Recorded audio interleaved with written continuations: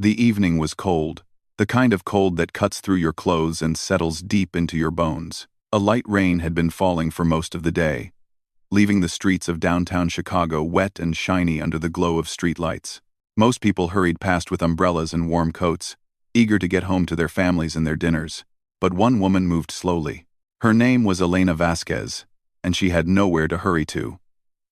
She was 63 years old, though the last 2 years had aged her far beyond that. Her coat was thin and worn at the elbows. Her shoes had a small hole near the toe that let in water with every step. She carried a single bag over her shoulder, and inside that bag was everything she owned in the world. She had not eaten in 2 days. It was not something she liked to think about. Hunger was easier to ignore if you kept your mind busy with other things. So she thought about the rain. She thought about the way the city looked at night. She thought about anything except the empty feeling in her stomach that had become so familiar it almost felt normal. Elena turned a corner and stopped. In front of her was a small restaurant, with warm light spilling out through its windows. A sign above the door read, "Benedetti's Italian Kitchen," in faded red letters. Through the glass, she could see people sitting at tables, eating pasta and bread, laughing and talking like they did not have a single worry in the world. She stood there for a long moment, just watching. There was a time, not so long ago, when she would have walked into a place like this, without a second thought. She would have sat down, ordered whatever she wanted, and paid the bill without even looking at the total. That was before the hospital visits, before the bills that never stopped coming, before she watched her husband take his last breath in a room that smelled like medicine and sadness. David had been sick for 3 years. Cancer. The word still made her flinch. They had fought it together, with everything they had. They sold the house. They emptied their savings. They borrowed money from anyone who would lend it. And in the end, none of it mattered. The cancer won, the way it always does when it decides to. After he died, Elena found herself alone in a world that had no place for her. The debts were enormous. The collectors called every day. Within 6 months, she lost the small apartment they had been renting. Within a year, she was living in shelters when there was room, and on the streets when there was not. But she never begged. She could not bring herself to do it. Something inside her, some small piece of pride that she still held on to, would not let her stand on a corner with her hand out. So she went hungry instead. Tonight, though, something was different. Maybe it was the cold. Maybe it was the rain. Maybe it was the simple fact that a person can only go so long without food before their body starts to shut down. Whatever the reason, Elena found herself pushing open the door of Benedetti's Italian Kitchen and stepping inside. The warmth hit her immediately, and she had to stop herself from crying. It had been so long since she felt warm. The restaurant was small but cozy, with maybe 15 tables covered in red and white checkered cloths. The walls were decorated with old photographs of Italy, and there was soft music playing from somewhere she could not see. The smell of garlic and tomato sauce filled the air, and her stomach twisted painfully. A few customers looked up when she entered. She knew what they saw. A tired old woman with wet hair and shabby clothes, who clearly did not belong in a place like this. She saw the way their eyes moved over her and then quickly looked away. The way people do when they see something uncomfortable and want to pretend they did not. Elena almost turned around and left. Almost. But then she saw it. In the corner of the restaurant, near a window that looked out onto the wet street, there was an old piano. It was an upright, probably 50 or 60 years old, with dark wood that had lost its shine, and keys that had yellowed with age.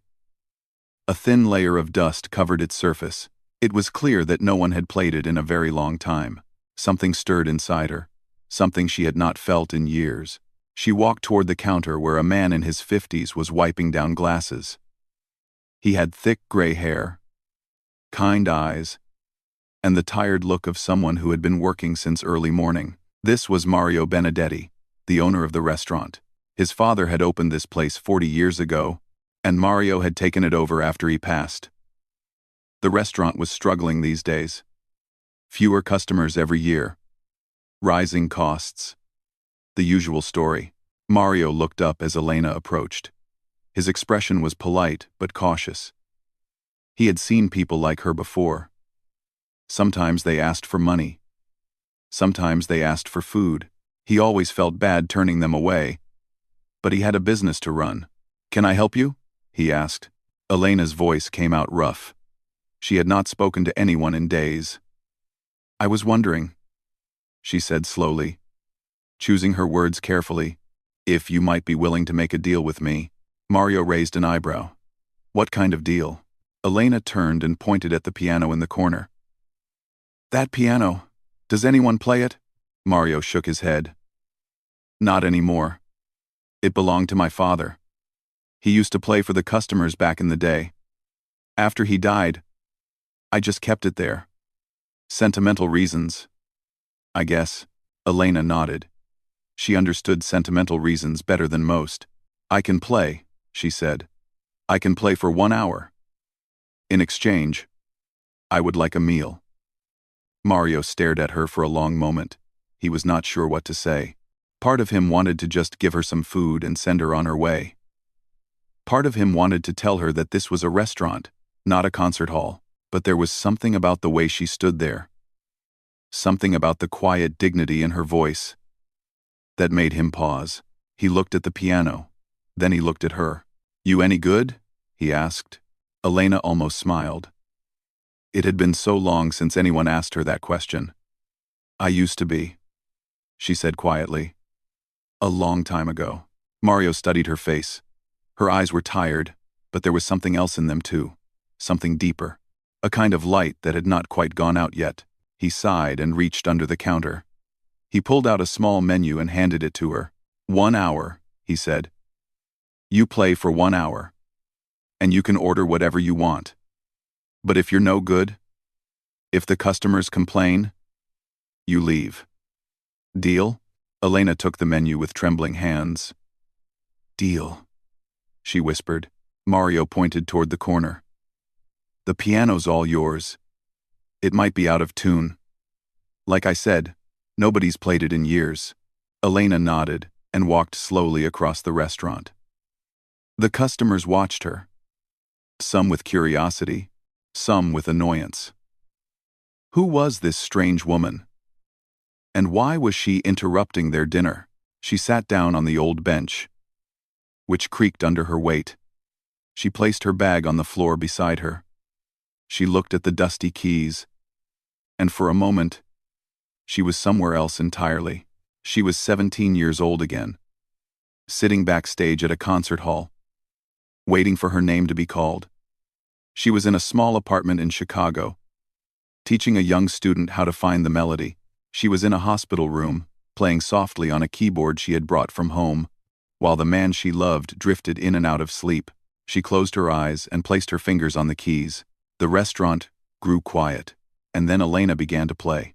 The first note was soft. So soft that most people in the restaurant did not even hear it. It floated through the air, like a whisper.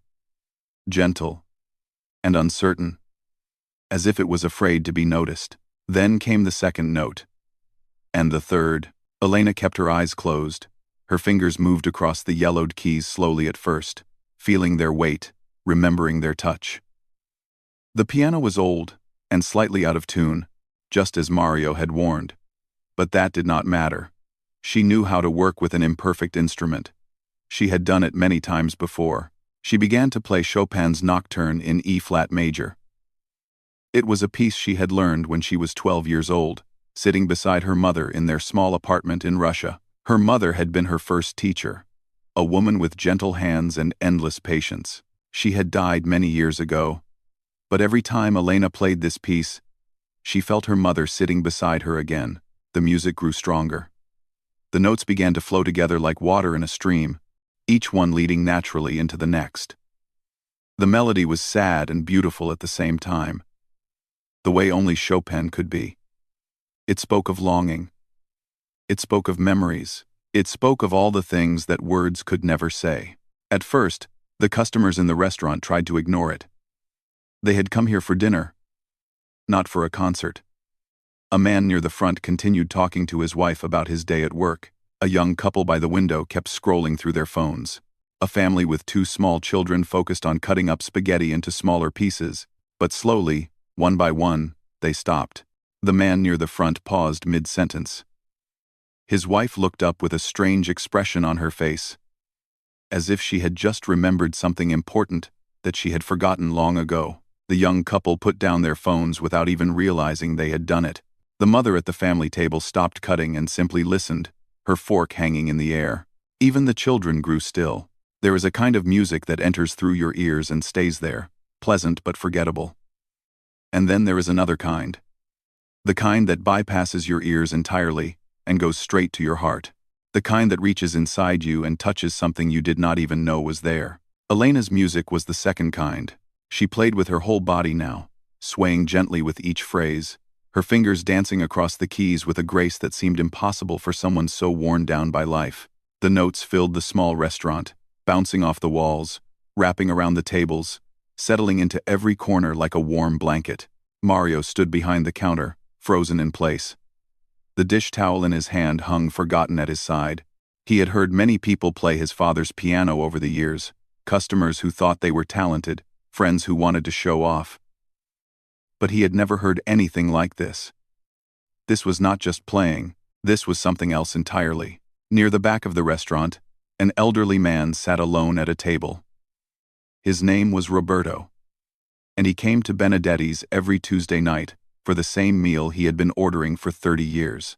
His wife had passed away 5 years ago, and these dinners were his way of keeping some routine in his life. He was a quiet man who rarely showed emotion, but now, tears were rolling down his cheeks. He did not wipe them away. He did not even seem to notice them. He just sat there, staring at the old woman at the piano, lost in the music and the memories it was bringing back. He was thinking about his wife, about the way she used to hum while she cooked dinner, about the sound of her laughter, about all the years they had shared and all the years he had spent without her. He was not the only one crying. A young woman sitting near the middle of the restaurant had her hand pressed over her mouth, trying to hold back sobs. She had come here tonight to distract herself. She had just found out that morning that she had lost the baby she had been carrying for 3 months. Her husband did not even know yet. She had not been able to find the words to tell him. She had thought that going out, being around people, might help her feel normal again. But this music had broken something open inside her. Not in a bad way. In a way that felt almost like relief. Like permission to feel what she had been trying so hard not to feel. The music continued, rising and falling like waves on a shore. Elena moved through the nocturne with the ease of someone who had played it 1,000 times, but also with the raw emotion of someone playing it for the first time. Every note carried weight. Every pause meant something. A businessman who had been checking his emails put his phone face down on the table and simply listened. He could not remember the last time he had done that. Just listened. Without multitasking, without thinking about the next meeting or the next deadline. For 3 minutes, he forgot about everything except the sound filling the room. The young couple by the window reached across the table and held hands. They had been arguing earlier about something stupid that neither of them would remember by morning. But sitting here now, listening to this music, the argument seemed so small, so meaningless. The woman squeezed her boyfriend's hand, and he squeezed back. Even the children at the family table sat perfectly still. The younger one, a boy of about 5, leaned against his mother and closed his eyes. He did not understand the music the way the adults did. He did not know anything about Chopin, or nocturnes, or classical piano. But he understood that something special was happening. He could feel it. Elena played the final notes of the piece slowly, letting each one fade completely before playing the next. The last note hung in the air for a long moment, like a bird suspended in flight, before finally disappearing into silence. Nobody moved. Nobody spoke. The restaurant was completely still, as if the whole world had paused to catch its breath. Then Elena opened her eyes. She looked down at her hands, still resting on the keys. They were the same hands they had always been. Older now, with wrinkles and age spots she did not recognize. But still, the same hands that had first touched a piano 60 years ago. still the same hands that had brought her so much joy and so much sorrow over the years. She had almost forgotten what this felt like. The feeling of playing for people. The feeling of sharing something so deep and personal that it could not be put into words.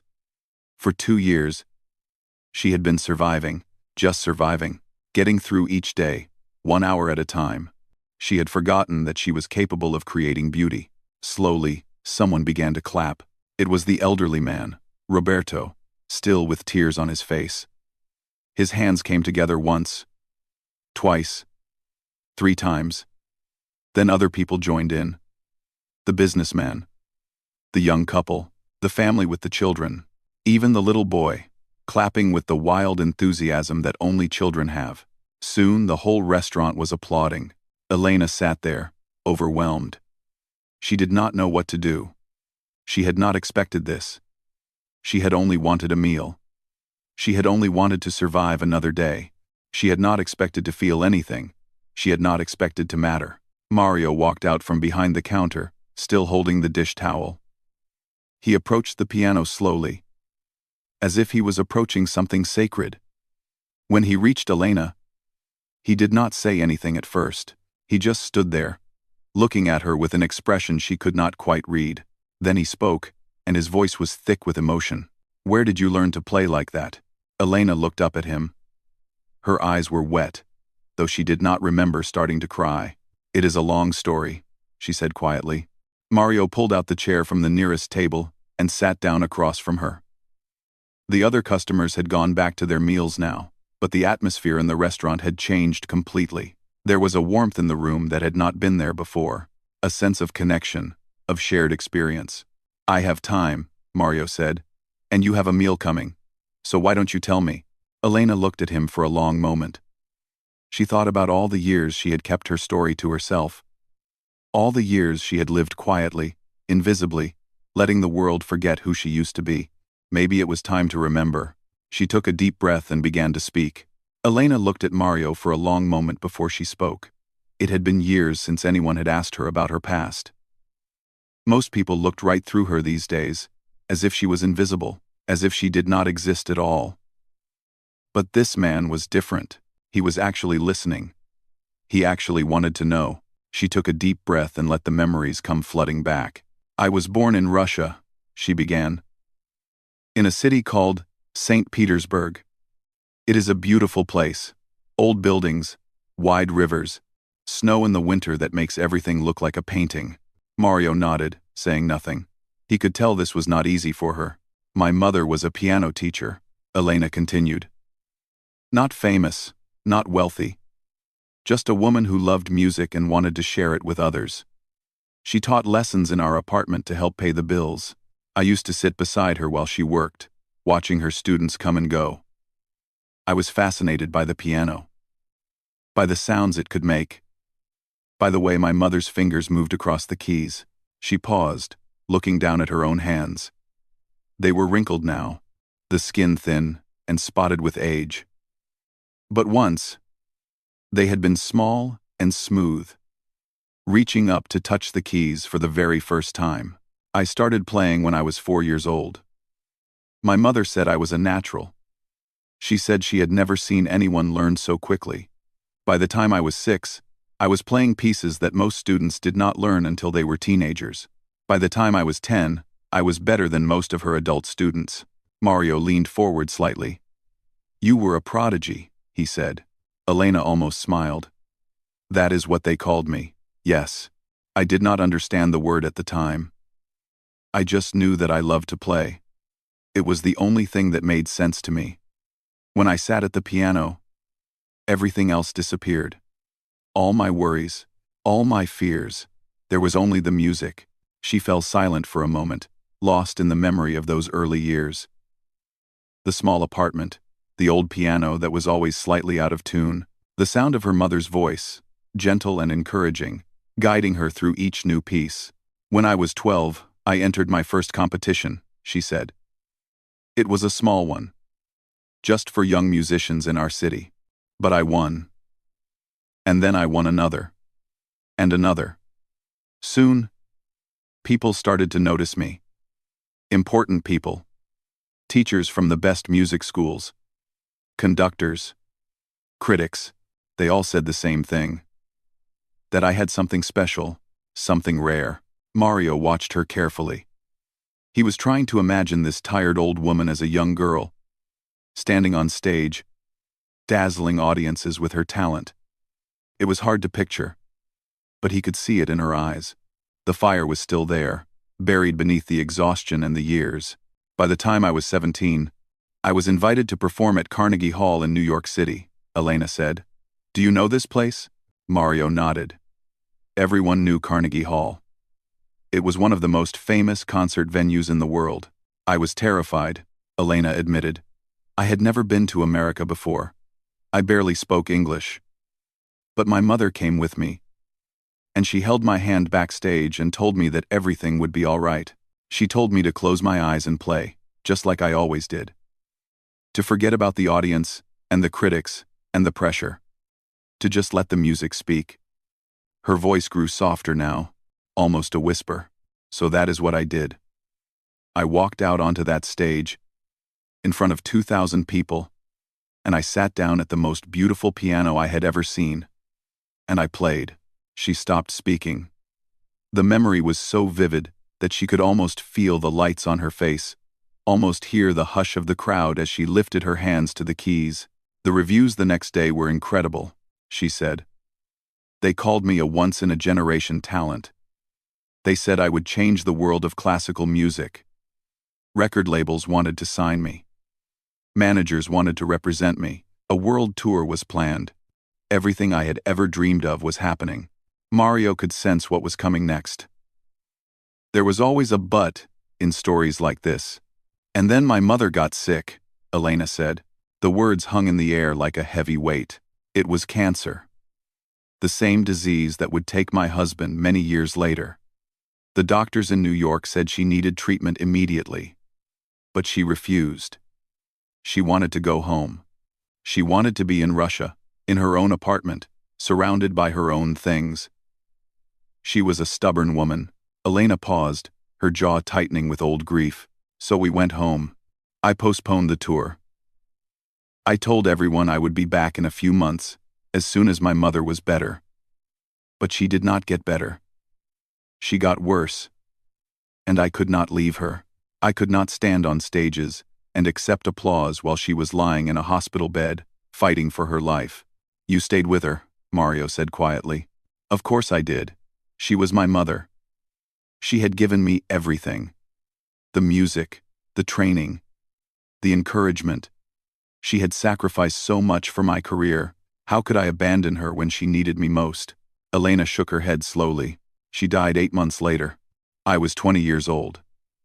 And by then, the world had moved on. The tour was canceled.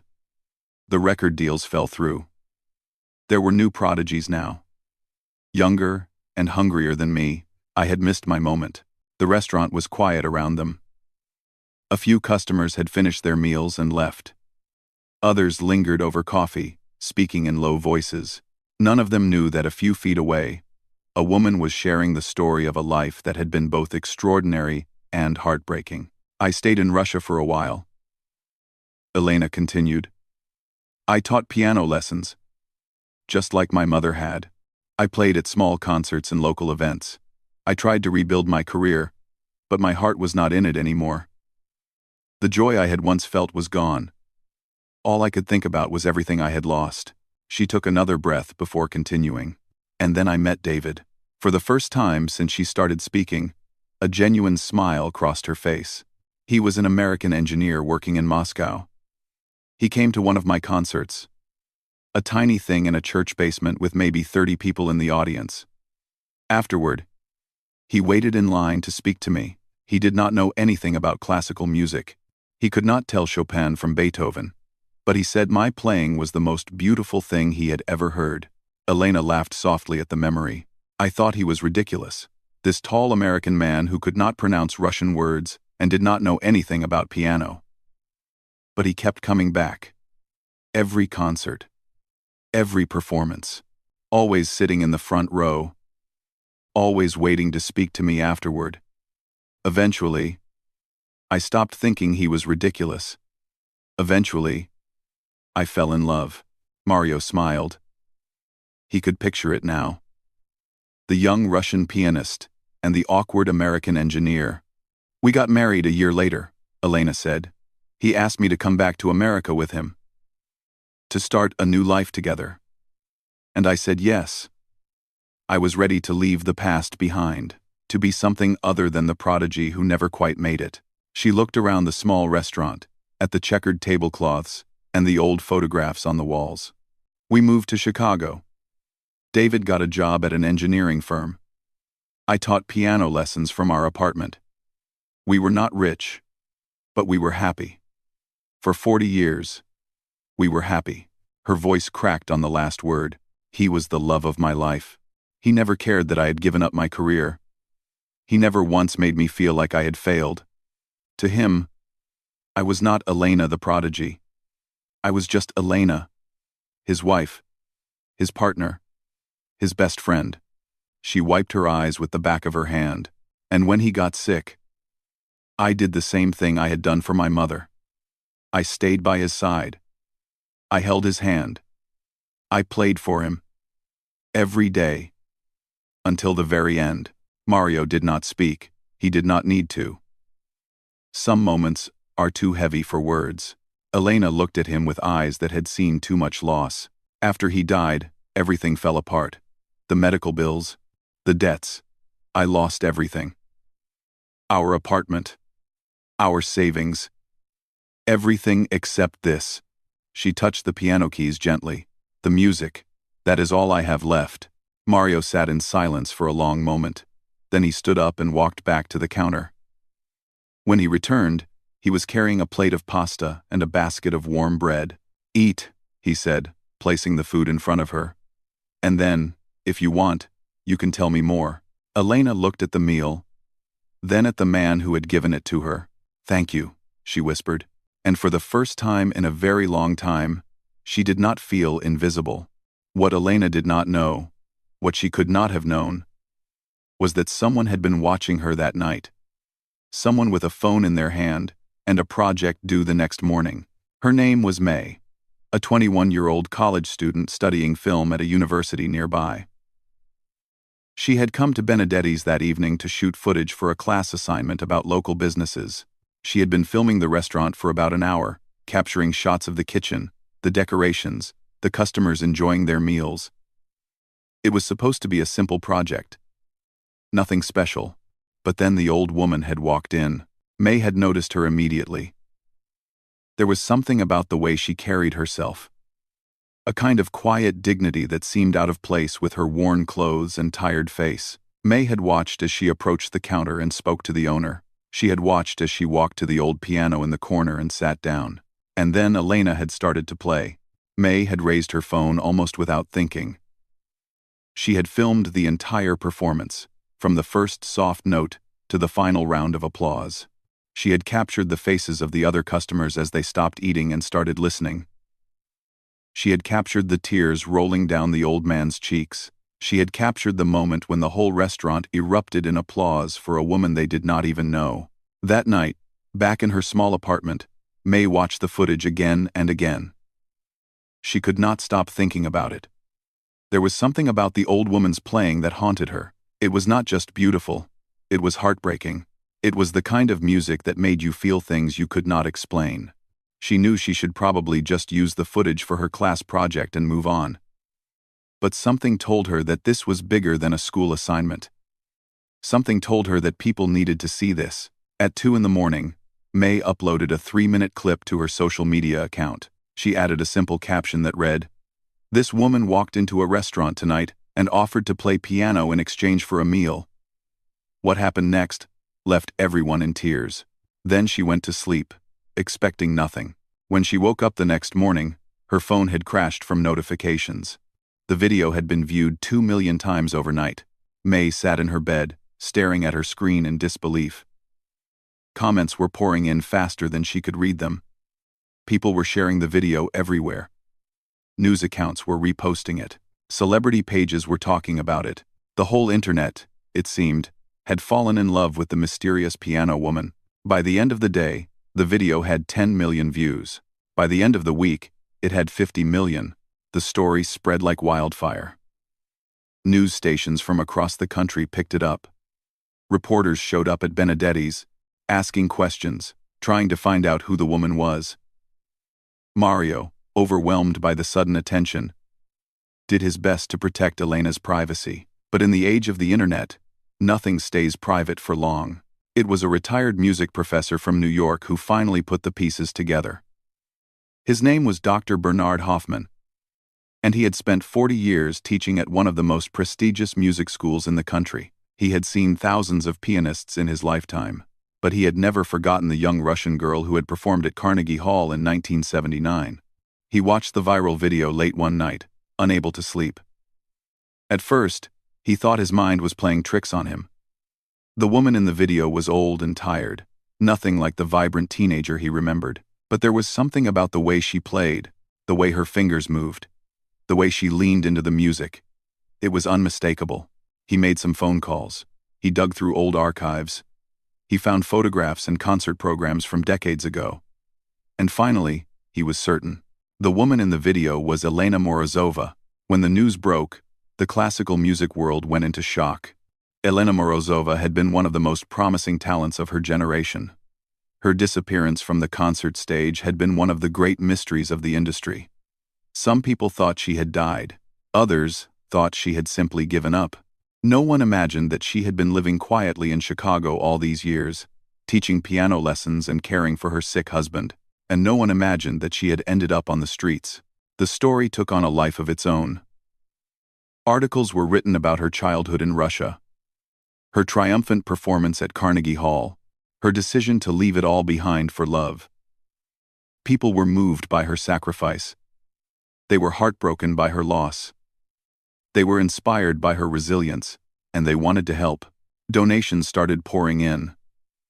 A crowdfunding page was set up, and within 3 days, it had raised over $200,000.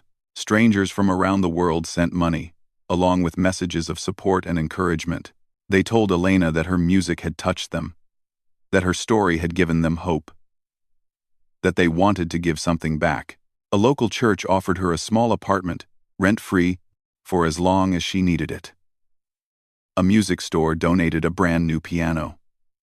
A clothing company sent her boxes of warm coats and new shoes. People she had never met were reaching out, trying to make her life a little easier. Elena did not know how to process any of it. For 2 years, she had been invisible. She had walked through the streets of Chicago, and no one had seen her. No one had cared. She had been just another homeless person, just another sad story that people looked away from. And now, suddenly, the whole world knew her name. It was overwhelming. It was terrifying. It was beautiful. Mario helped her navigate the chaos as best he could. He fielded phone calls from reporters and turned away camera crews who wanted to film inside his restaurant. He made sure Elena had a quiet place to sit and eat her meals, away from the crowds of curious onlookers who had started showing up at Benedetti's hoping to catch a glimpse of the famous piano woman. But there was one call that Mario did not turn away. It came on a Tuesday afternoon, exactly 2 weeks after the video had first gone viral. A woman with a calm, professional voice introduced herself as the director of community outreach for the Chicago Symphony Orchestra.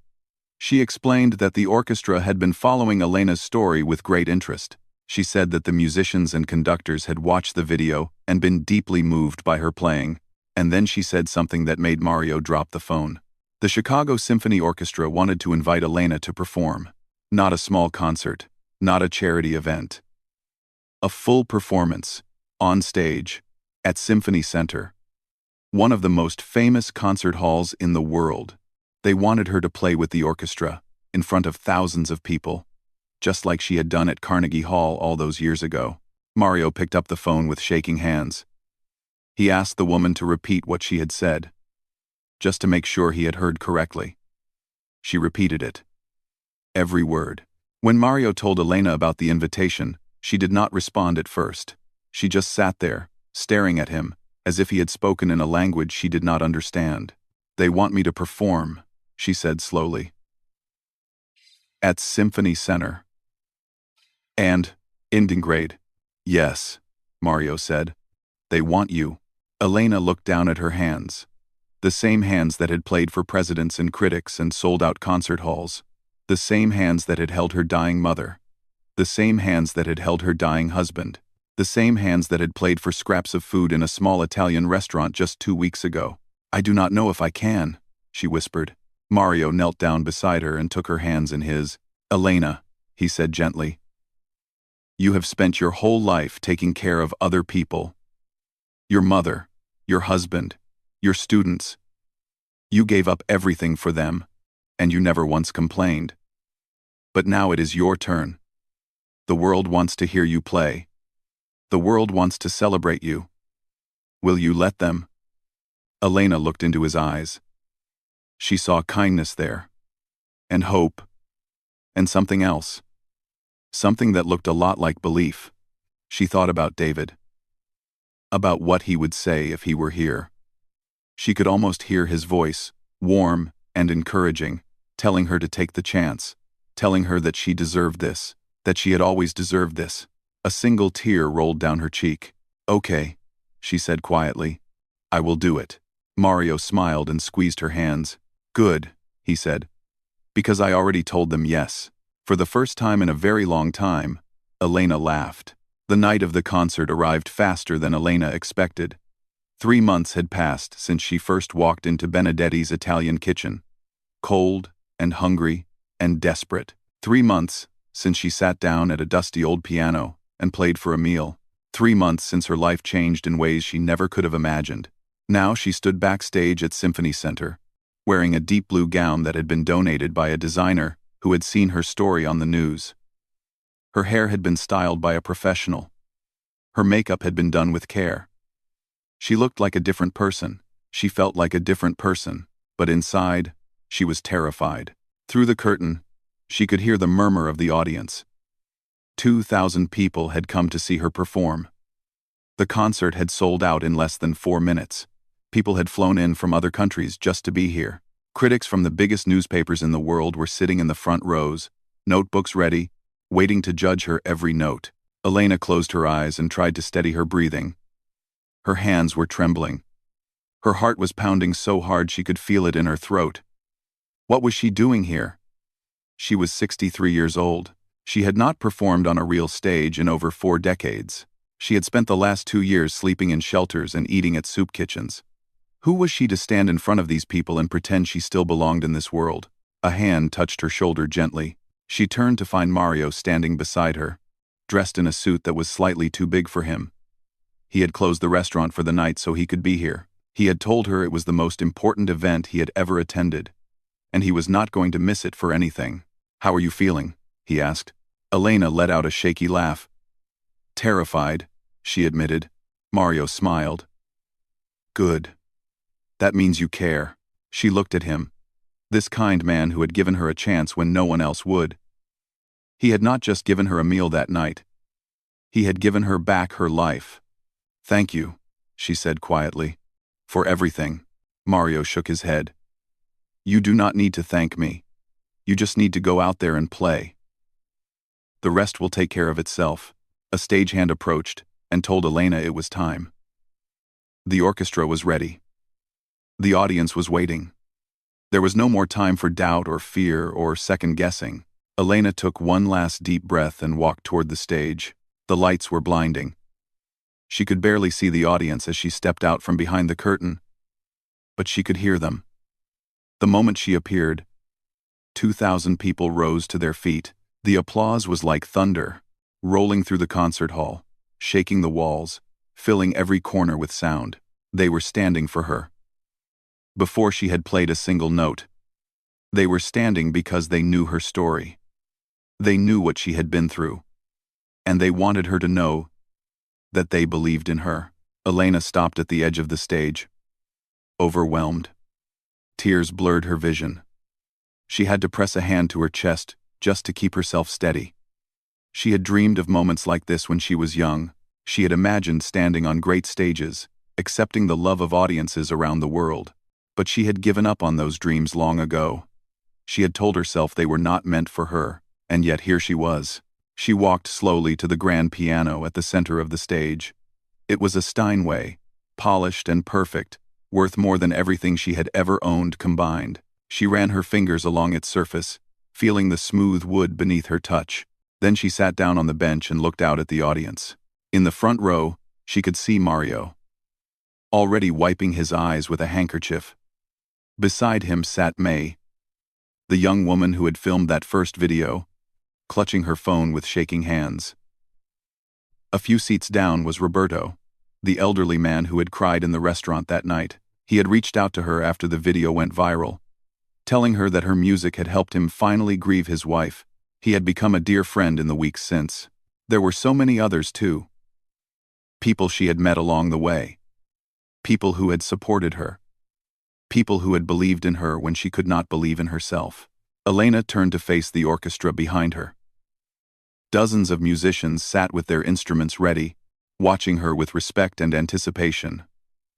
The conductor, a tall woman with silver hair and kind eyes, nodded at her gently. "Whenever you are ready," she said. Elena placed her hands on the keys.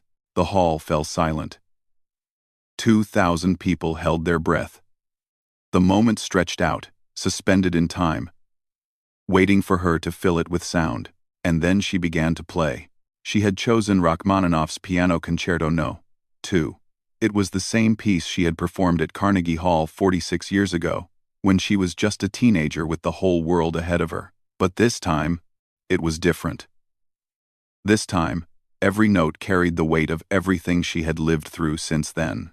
The music started softly, like a whisper in the dark. The piano spoke first, alone, its voice tender and searching.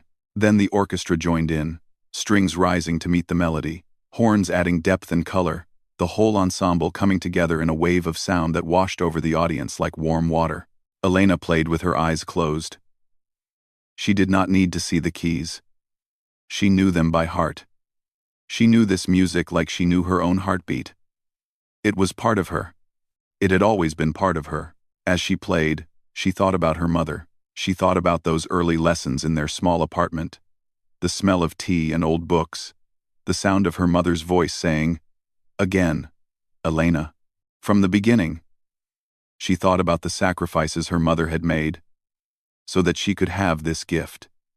And she hoped, wherever her mother was now, that she could hear this. She thought about David.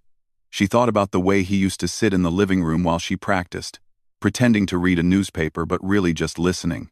She thought about the way he looked at her, like she was the most amazing thing he had ever seen. She thought about his final days, when she had played for him softly while he slept, trying to give him some peace in his pain. She thought about the hard years, the shelters, the hunger, the loneliness. The days when she wondered if it would be easier to just give up entirely. The nights when she slept on cold benches, dreaming of warm beds and hot meals, and someone, anyone, who cared if she lived or died. And she thought about the night at Benedetti's. The night that changed everything. The dusty piano. The skeptical customers. The simple deal she had made with a kind man who did not know he was about to change her life. All of it poured into the music. All of her joy and sorrow. Her triumphs and failures. Her love and loss. She held nothing back. She gave the audience everything she had, everything she was, everything she had ever been. The concerto built toward its final movement, the notes growing faster and more intense. Elena's fingers flew across the keys with a speed and precision that seemed impossible for someone her age. The orchestra surged behind her, matching her energy, pushing her higher. The music filled the hall, filled the hearts of everyone listening, filled the empty spaces that people did not even know they had. And then, with one final, thunderous chord, it was over. Silence. For a heartbeat, nothing moved. The audience sat frozen, as if they had forgotten how to breathe. Then the applause began. It started slowly, like rain on a rooftop. A few hands clapping. Then more. Then more. Then suddenly everyone was on their feet, clapping and cheering and crying, the sound so loud it seemed to shake the very walls of the concert hall. Elena sat at the piano, her hands still resting on the keys. Tears streamed down her face. But she was smiling. She was smiling like she had not smiled in years. She did not stand up right away. She stayed there for a moment, just breathing, just feeling, just being. She thought about David, and she whispered 2 words that no one else could hear. "Thank you." Then she rose to her feet and faced the audience. She bowed deeply, gracefully, the way she had been taught so many years ago. The applause continued, wave after wave, showing no sign of stopping. In the front row, Mario was crying openly now. May was recording everything on her phone, tears running down her own cheeks. Roberto had his hand over his heart, nodding slowly, as if he finally understood something he had been trying to figure out his whole life. Elena looked at all of them, at all the faces in the crowd, at all the people who had come to hear her play. She had spent so long feeling invisible, feeling forgotten, feeling like she did not matter anymore. But tonight, she knew the truth. She had always mattered. Her music had always mattered. And no amount of hardship or loss could ever take that away. The applause continued for 7 full minutes. When it finally faded, Elena walked off the stage and into the arms of her friends. Mario hugged her tightly. May could barely speak through her tears. Roberto simply took her hand and held it, saying everything that needed to be said without a single word. Elena Vasquez had come back from the dead, and she was only just getting started. In the years that followed, she performed concerts around the world, raising over $3 million for homeless services and music education programs. She established a scholarship in her mother's name for young pianists who could not afford lessons. She returned to Benedetti's every Tuesday night to play for free, sitting at the same dusty piano where her second chance had begun, and she never forgot the lesson that cold, rainy night had taught her. Sometimes the greatest music comes from the deepest pain.